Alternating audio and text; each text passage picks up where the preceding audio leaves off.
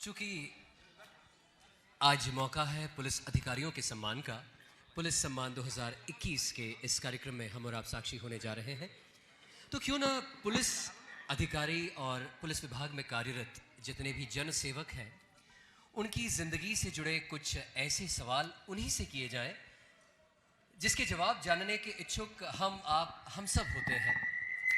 हम आप सभी को बता दें कि इस कार्यक्रम का सजीव प्रसारण बंसल न्यूज़ पर हो रहा है और बंसल न्यूज़ को देखने वाले सभी दर्शक जिनके मन में कई प्रश्न हैं पुलिस विभाग से जुड़े, पुलिस विभाग में कार्यरत अधिकारी कर्मचारियों की ज़िंदगी से जुड़े, तो क्यों ना एक सवाल जवाब का एक सेशन, इंटरैक्शन यहाँ पर किया जाए। मैं बहुत विनम्रता के साथ आवाज़ देता हूँ बंसल न्यूज़ के चैनल हेड श्री शरद द्विवेदी जी को कि वे आएँ और इस इंटरैक्शन को अंजाम दें। जो सवालों के जवाब आप सभी दर्शक भी जानना चाहते हैं, सवाल होंगे शरद जी के और जवाब देंगे यहाँ मौजूद पुलिस अधिकारी और आज के इस कार्यक्रम में सम्मानित होने जा रहे सम्मानित सदस्य। लीजिए शरद द्विवेदी जी। बहुत बहुत धन्यवाद। और बंसल न्यूज़ की तरफ से आप सभी का एक बार फिर बहुत बहुत स्वागत इस समारोह में, इस कार्यक्रम में। और एक लंबी लड़ाई हम सब ने लड़ी है और लंबी लड़ाई अभी इंतज़ार कर रही है। वैसे तो दार्शनिक कहते हैं कि ज़िंदगी ही एक लड़ाई है, संघर्ष है, लेकिन इस लड़ाई में हमारे साथ जिन लोगों की भागीदारी रही और जिसको इन बच्चों ने अभी बहुत खूबसूरत अंदाज में आपके हमारे सामने प्रस्तुत किया, विनम्रता से उसमें मुझे बहुत अच्छा लगा कि ये माइक्रोफोन के साथ हम लोग भी नज़र आए, क्योंकि यकीन जानिए कि हम लोग भी घर में बैठे नहीं पूरे कोरोना में।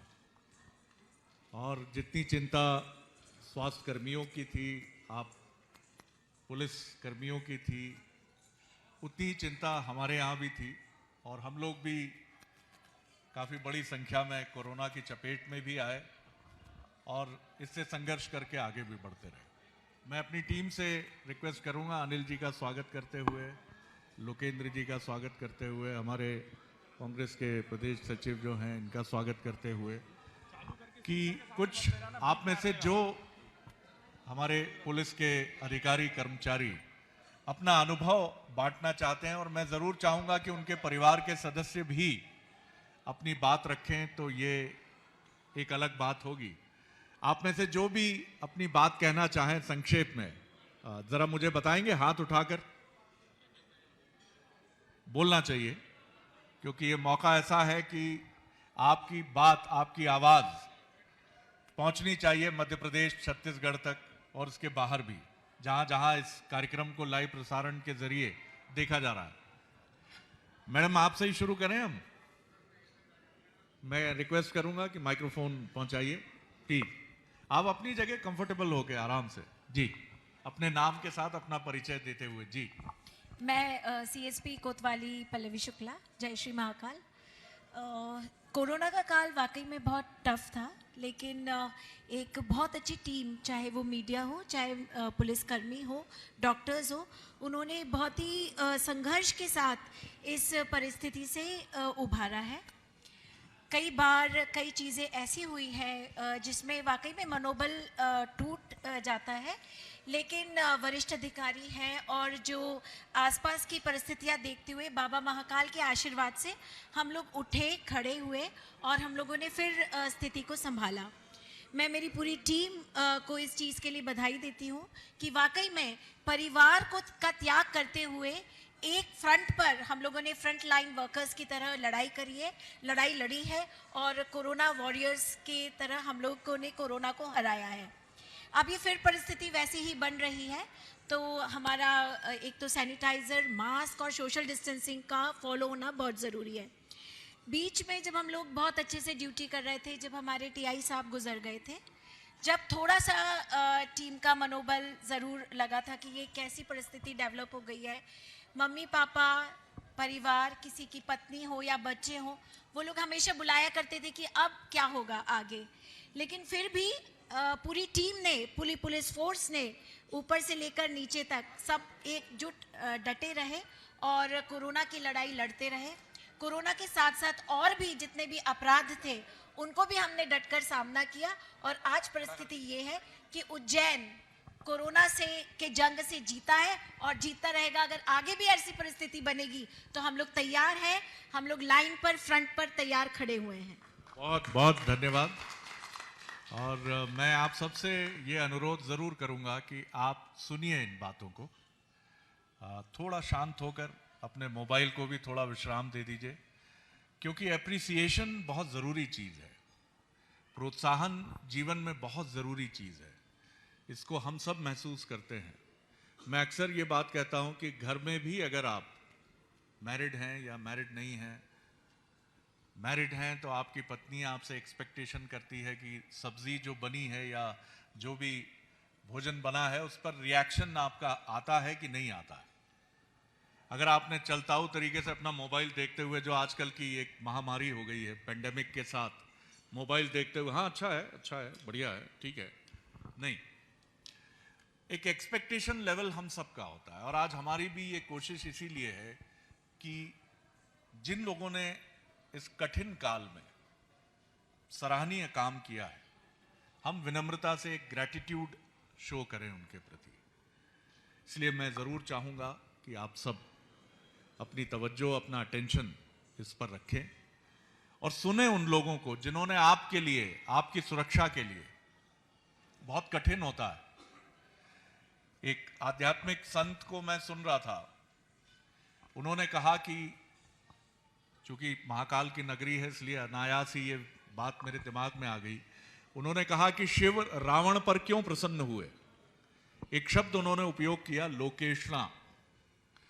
लोकेशना वो शब्द है, संस्कृत निष्ठ शब्द है, कि जिसमें व्यक्ति अपनी मृत्यु से भी नहीं भयभीत होता और वो ये कहता है कि मैं मर भी गया तो क्या हुआ, मेरी कीर्ति तो अमर रहेगी युगों युगों तक। और रावण इसीलिए अपने, जो किंवदंती है कि उनके 10 सर हुआ करते थे, वो हवन करते हुए अपना एक एक सर काटते थे और अपने ही हाथ में लेकर हवन की बलिवेदी पर अर्पित करते थे। रावण से कोई तुलना नहीं है, लेकिन इस पेंडेमिक में मैं राम से जरूर तुलना करूंगा कि ऐसे पुलिसकर्मी जिनका पल्लवी जी ने जिक्र किया, जो हमारे बीच में नहीं है लेकिन वो हमेशा हमारे बीच में है। उन्होंने ये नहीं सोचा कि ये कोरोना सबसे पहले मुझ पर अटैक करेगा अगर मैं गया, फ्रंट लाइन पर मैं काम कर रहा हूं। मैं कभी नहीं भूलता इंदौर के एक पुलिस अधिकारी की वो तस्वीर, जो अपनी 4 साल की बेटी से 10 फीट के फासले पर एक बाल्टी पर थाली रखे हुए और दोनों पिता पुत्री एक दूसरे को ऐसे देख रहे थे कि नहीं बेटा करीब मत आना, बस तुमको देख लिया इत्मीनान हो गया। आप कभी इन चीजों से जुड़ते हैं? मुझे लगता है जुड़ते होंगे, और अगर नहीं जुड़ते हैं तो जुड़िए सर। चाहे वो हमारे खाकी वर्दी धारी ये पुलिस अधिकारी और कर्मचारी हों या सीमा पर अपनी जान की आहुति देने वाले हमारे फौजी भाई हों, दोनों में कोई अंतर नहीं है। पुलिसकर्मी और सेना दोनों वर्दी हैं और दोनों जाबाजी से तैयार हैं, और उतना ही जबरदस्त काम हमारे चिकित्सक फ्रेटर्निटी से हुआ। कई चिकित्सकों की मृत्यु भी हुई।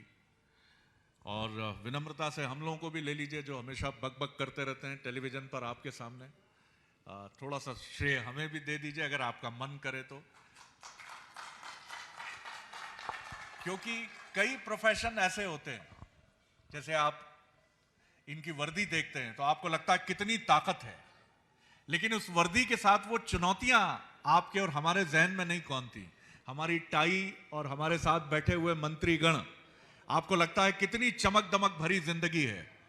मुख्यमंत्री से बेबाकी से पूछ लिया शरद जी ने ये सवाल, नहीं, उसके पीछे एक लंबी जद्दोजहद है। ये कार्यक्रम जो आप देख रहे हैं, हमारे साथी हेडफोन लगाकर बैठे हैं, उनकी चिंता यही है कि लाइव प्रसारण ठीक हो जाए। हमारे कैमरामैन साथी, इंदौर से आई हमारी टीम, हम सब बिल्कुल उसी तरह, हमारे लिए ये जैसा हम भारत में कहते हैं लड़की की शादी का एक मंजर है, और लड़की के पिता के रूप में आप बेशक मुझे देख सकते हैं। चलिए मैं रुख करता हूं और जी अपने परिचय के साथ जी।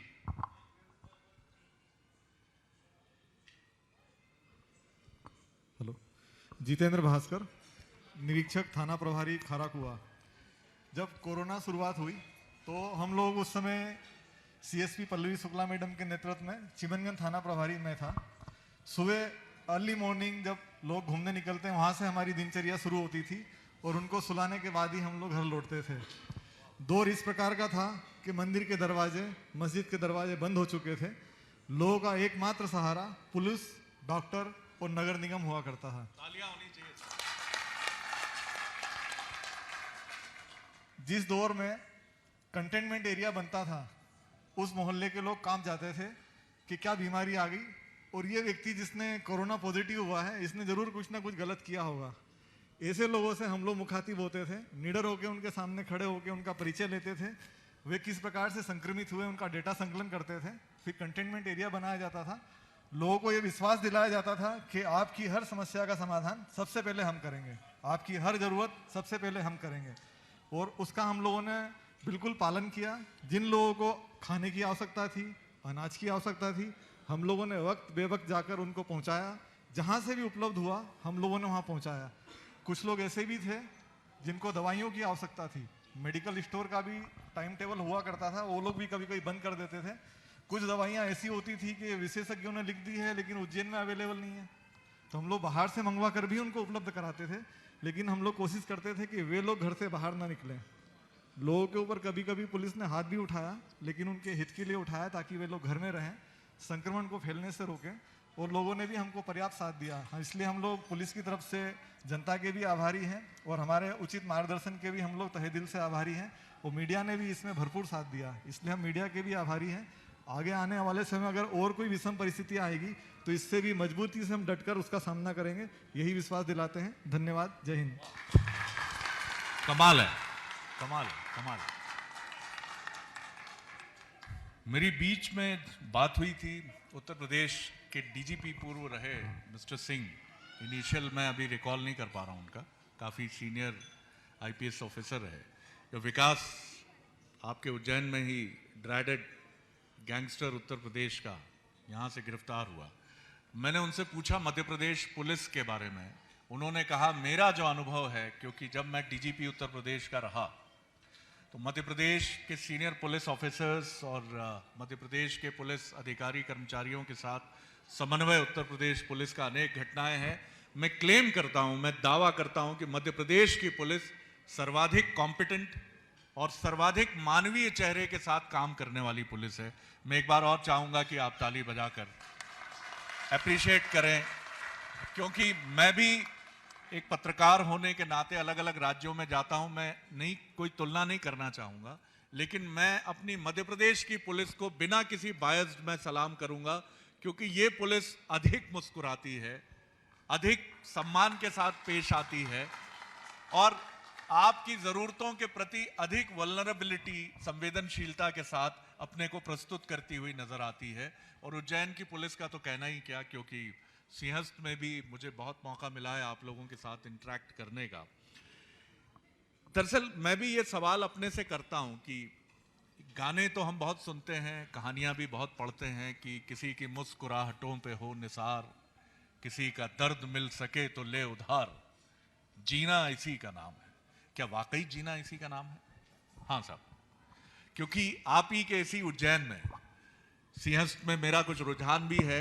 तो मुझे एक बड़े ऐसे संत मिले जो बिल्कुल दुनियादारी से दूर थे, ना कोई राजनेता ना कोई अधिकारी। और उनसे मिलकर जब मेरी इस पर लंबी चर्चा हुई तो मैंने उनसे यही पूछा कि साहब, यहां तो स्टेट बैंक ऑफ इंडिया का अकाउंट या तमाम बैंकों का अकाउंट हमें नजर आता है, आप जिस अकाउंट की बात करते हैं वो दिखता नहीं है सर। हेलो। और कई बार लॉट ऑफ क्वेश्चन अराइजेज, बहुत सारे प्रश्न हमारे मन में हैं, अच्छा करने के बाद भी अच्छा मिलता क्यों नहीं है? उन्होंने कहा नहीं, बिल्कुल नहीं है ऐसा। एक दुनिया है जहां ये निवेश बहुत मायने रखता है। और उन्होंने मुझसे ये भी कहा कि इस निवेश का फायदा आपकी संतति को होता है, आपकी जनरेशन्स को होता है। आप देखते हैं कि अगर आपका बच्चा इस देश में, उन्होंने कहा, कहावत यह है कि बाड़े पूत पिता के धर्मे और खेती उपजे अपने कर में। खेती अपने परिश्रम से और पुत्र जो है वो पिता के धर्म मूलक व्यवहार की वजह से आगे बढ़ता है। तो एक संतोष जो आप काम करते हैं, मैं एक प्रोग्राम करता हूं जो बहुत पसंद किया जाता है, अफसरनामा। इसमें अखिल भारतीय सेवा के अधिकारियों से हम बात करते हैं और मोस्टली आईपीएस अधिकारी या राज्य पुलिस सेवा से जो अधिकारी आते हैं उनसे हम बात करते हैं। इनमें कई पुलिस अधिकारियों, मैं नाम नहीं लूंगा, लेकिन जब मेरी उनसे बात होती है तो उन्होंने कितनी तकलीफें उठाई हैं, लेकिन उनका कहना है कि हम जिस रास्ते पर चले हैं शरद जी, और क्योंकि हमारे हाथ में एक ताकत है और ये ताकत है लोगों का भला करने की ताकत है, उन लोगों का जिनका कोई माई बाप नहीं है, और वो मुस्कुराहट हमारी सबसे बड़ी पूंजी है, हमारी सबसे बड़ी ताकत है। आप में से कोई और? जी जी बोलिए अपने परिचय के साथ। जी मैं मिसेस तिवारी, अभी फिलहाल उज्जैन से हैं और साजापुर टीआई रहे अजीत तिवारी जो कि अभी चिमनगंज टीआई हैं। तो मैं अपनी आप बीती सुनाऊंगी थोड़ा सा।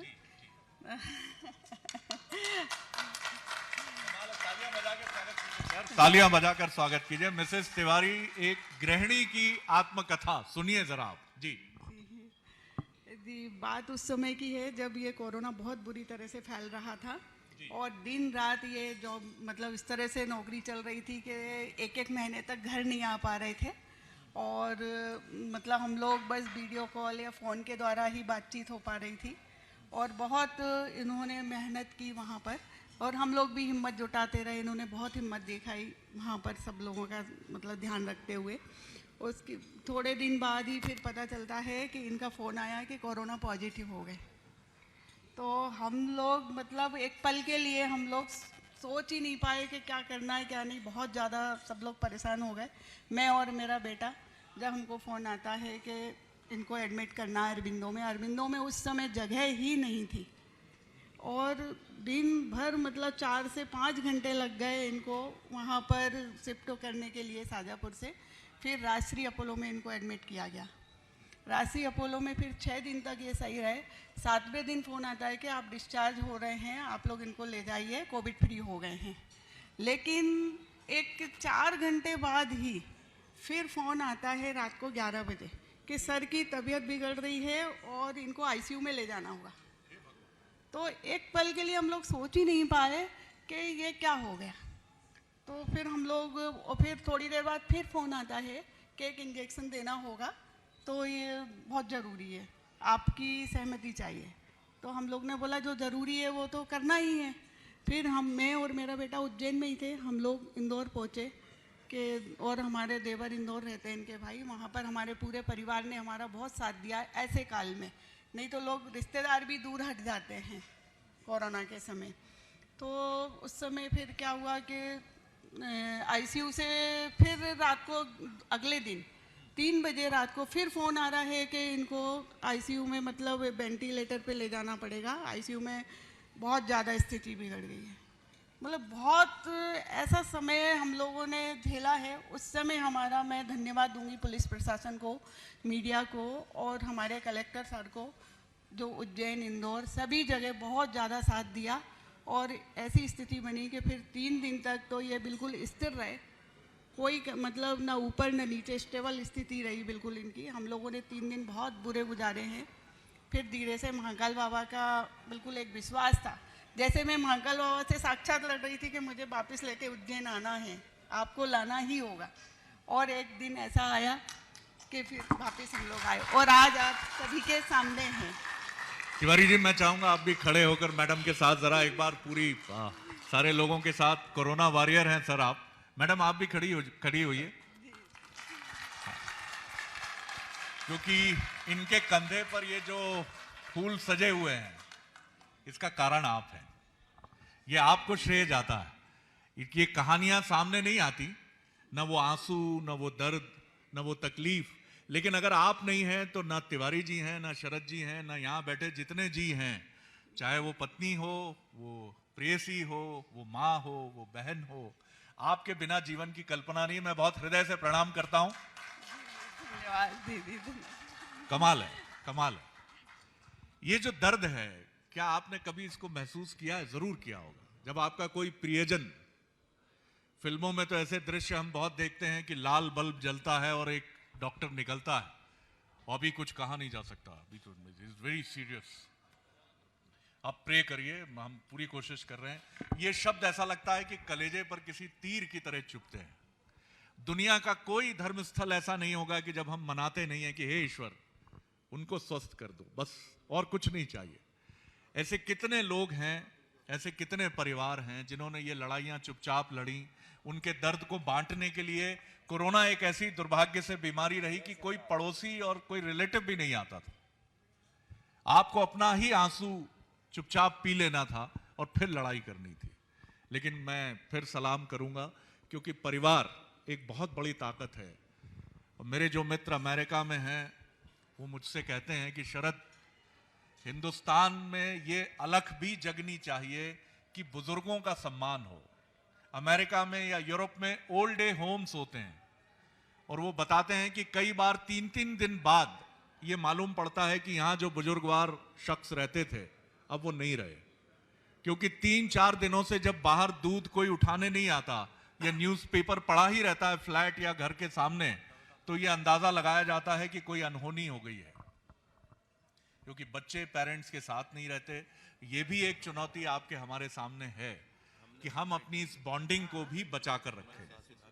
ये बड़ी चुनौती है, क्योंकि उनके और हमारे संस्कृति में बड़ा अंतर है, और ये चुनौती भी बनता है। कोई आप में से, और फिर मैं चाहूंगा कि हम कार्यक्रम की तरफ लौटें, क्योंकि मुझे जो 15 मिनट पहले जानकारी मिली थी कि देवास बाईपास हमारे अतिथि क्रॉस कर चुके हैं, तो मुझे लगता है कि 25 मिनट से 30 मिनट के भीतर वो हमारे साथ होंगे।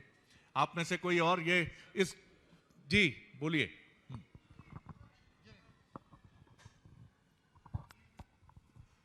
हेलो हेलो, नमस्कार सर, मैं डॉक्टर रौनक एलची, संभागीय नोडल अधिकारी हूँ। फिलहाल इस समय कोरोना का जिला चिकित्सालय में मेडिकल ऑफिसर हूँ। 6 अप्रैल से मैं लगातार इस कोरोना महामारी में ही काम कर रहा हूँ। आज 340 दिन लगातार हो रहे हैं मुझे बिना छुट्टी लिए।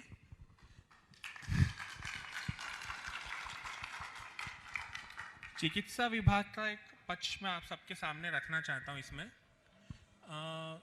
जब ये हमारे सामने 22 मार्च में एकदम से यहाँ पर आया और पहला केस राबिया बी के द्वारा यहाँ पर प्राप्त हुआ, हमें कुछ नहीं पता था, किसी को कुछ नहीं पता था हमारे सामने क्या होना है।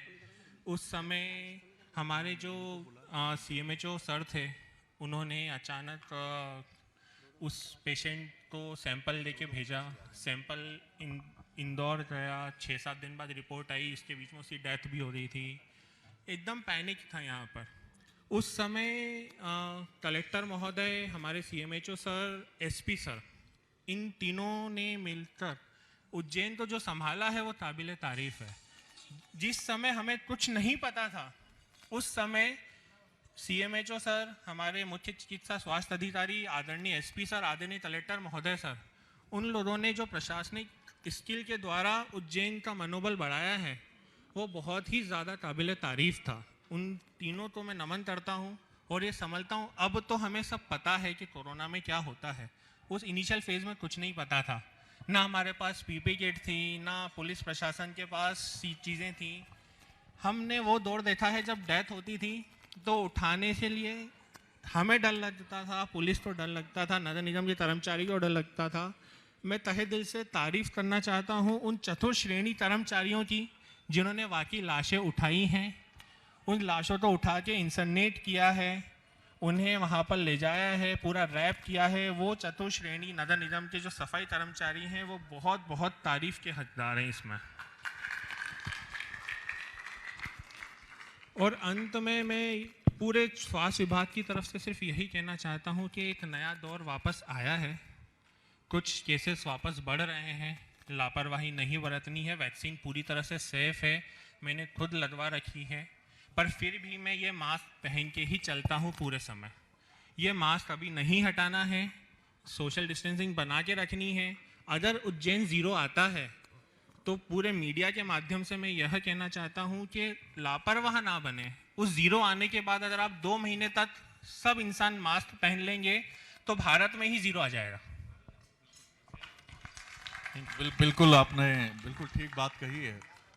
और लापरवाही बड़ी एक प्रवृत्ति है हमारी। अभी हमने एक प्रोग्राम किया रायपुर में, एक साहब से बात हुई जो अपनी पत्नी के साथ वहाँ जो मरीन ड्राइव है वहाँ बैठकर कुछ खा रहे थे। जब हमारे कैमरे ने और हमारे माइक आईडी ने उनको पकड़ा तो उनका बड़े नाराज होकर उन्होंने कैमरे की तरफ रुक करके मालूम है आपको क्या कहा?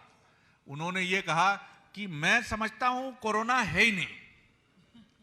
हमने कहा साहब ये तो WHO के लिए भी बहुत बड़ा आपकी तरफ से स्टेटमेंट है। हाँ बोले है ही नहीं कोरोना। मैं तो पहले भी मास्क नहीं लगाता था, अभी भी नहीं लगाता हूं। ये जिद है, माफ कीजिएगा, मूर्खता